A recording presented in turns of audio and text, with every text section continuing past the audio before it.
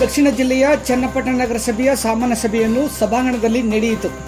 ರಾಷ್ಟ್ರಗೀತೆಯನ್ನು ಹಾಡುವುದರ ಮುಖಾಂತರ ಸಭೆಗೆ ಚಾಲನೆ ನೀಡಿ ಬೆಸ್ಕಾಂ ಎಡಬ್ಲ್ಯೂ ಪುಷ್ಪರ್ ಅವರು ತಮ್ಮ ಕರ್ತವ್ಯವನ್ನು ಸಮರ್ಪಕವಾಗಿ ಮಾಡುತ್ತಿಲ್ಲವೆಂದು ನಗರಸಭಾ ಸದಸ್ಯರಾದ ಸತೀಶ್ ಬಾಬು, ರಫೀಕ್ ಇತರೆ ಸದಸ್ಯರು ಆರೋಪಿಸಿದರು. ಚಿತಾಗಾರ ನಿರ್ಮಾಣವಾಗಿ ವರ್ಷಗಳು ಸಂಧಿ ಹೋಗಿದ್ದು ನಾಗರಿಕರು ನಮ್ಮ ಮರ್ಯಾದೆ ಕಳಿಸಿದ್ದಾರೆ. ಚಿತಾಗಾರಕ್ಕೆ ಚಾಲನೆ ನೀಡಿ ಎಂದು ಸದಸ್ಯ ಮಂಜು ಕಾರವಾಗಿಯೇ ಅಧ್ಯಕ್ಷರು ಹಾಗೂ ಪೌರಾಯುಕ್ತರನ್ನು ಪ್ರಶ್ನಿಸಿದರು. ಸದ್ಯದಲ್ಲೇ ಚಿತಾಗಾರಕ್ಕೆ ಮುಕ್ತಿ ನೀಡಲಾಗುವುದು ಎಂದು ಅಧ್ಯಕ್ಷ ವಾಸಿಲಾಲ್ ಖಾನ್ ತಿಳಿಸಿ, ಚಿತಾಗಾರ ನಿರ್ವಹಣೆಗೆ ಖಾಸಗಿ ವ್ಯಕ್ತಿಯವರಿಗೆ ನೀಡಲು ಸಭೆಯ ಅನುಮತಿ ಕೋರಿದರು. ಅಜ್ಜಿಗೆ ಅರಿವೆ ಚಿಂತೆಯಾದರೆ ಮೊಮ್ಮಗಳಿಗೆ ಡ್ಯಾಶ್ ಎನ್ನೋ ಚಿಂತೆ ಎಂಬಂತೆ ನಗರದಲ್ಲಿ ಅವ್ಯವಸ್ಥೆ ಎಂಬುದು ತಾಂಡವಾಡುವಾಗ ಫುಟ್ಪಾತ್ನಲ್ಲಿ ವ್ಯಾಪಾರ ಮಾಡುವ ಬಡ ವ್ಯಾಪಾರಿಗಳಿಗೆ ರಿಮೋಟ್ ಆಧಾರಿತ ತಳ್ಳುಗಾಡಿಗಳ ಪರಿಚಯಕ್ಕೆ ಮುಂದಾದ ಅಧ್ಯಕ್ಷರಿಗೆ ಸದಸ್ಯ ಮತೀನ್, ಮೊದಲು ನಗರದಲ್ಲಿರುವ ಬೋರ್ಗಳ ಬಗ್ಗೆ ಗಮನ ನೀಡಿ ಎಂದು ವ್ಯಂಗ್ಯವಾಡುತ್ತಿದ್ದಂತೆ ರಿಮೋಟ್ ತಳ್ಳುಗಾಡಿ ಸದ್ದಿಲ್ಲದಂತಾಯಿತು.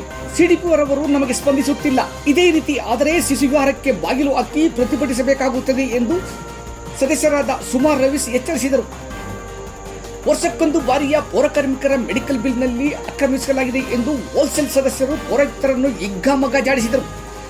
ಮೆಡಿಕಲ್ ಬಿಲ್ಲು 2,44,750 ಎಂದು ಒಂದು ಕಡೆ ನಮೂದಾಗಿದ್ದರೆ, ಅದೇ ಬಿಲ್ನ ಹಣ ಅಂದರೆ 2,44,750 ಮತ್ತೊಂದು ಕಡೆ ದಾಖಲಾಗಿರುವುದರ ಮರ್ಮವೇನು ಎಂದು ಪ್ರಶ್ನಿಸಿದರು. ಕಣ್ತಪ್ಪಿನಿಂದ ಎರಡು ಕಡೆ ಪ್ರಿಂಟ್ ಹಾಕಿದ್ದರೆ ಹೆಚ್ಚುವರಿ ಇದೇ ಮೊತ್ತ ಬರುತ್ತಿರುವುದರಿಂದ ಪೌರಾಯುಕ್ತರೇ ಉತ್ತರ ಕೊಡಿ ಎಂದಾಗ ಹಂಗೋ ಹಿಂಗೋ ಆ ಸಬ್ಜೆಕ್ಟ್ ಅನ್ನು ಜಾಣ್ಮೆಯಿಂದ ತಿರುಗು ಹಾಕಿದರು.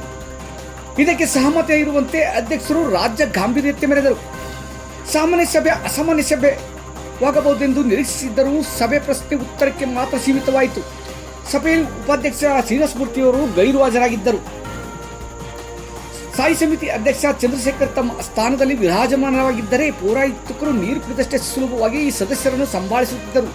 ಮಧ್ಯಾಹ್ನ ಭೋಜನ ನಂತರ ಎಮ್ಮೆ ಮೇಲೆ ಮಳೆ ಹೂವಿದಂತೆ ಸಭೆ ಮುಂದುವರಿಯಿತು.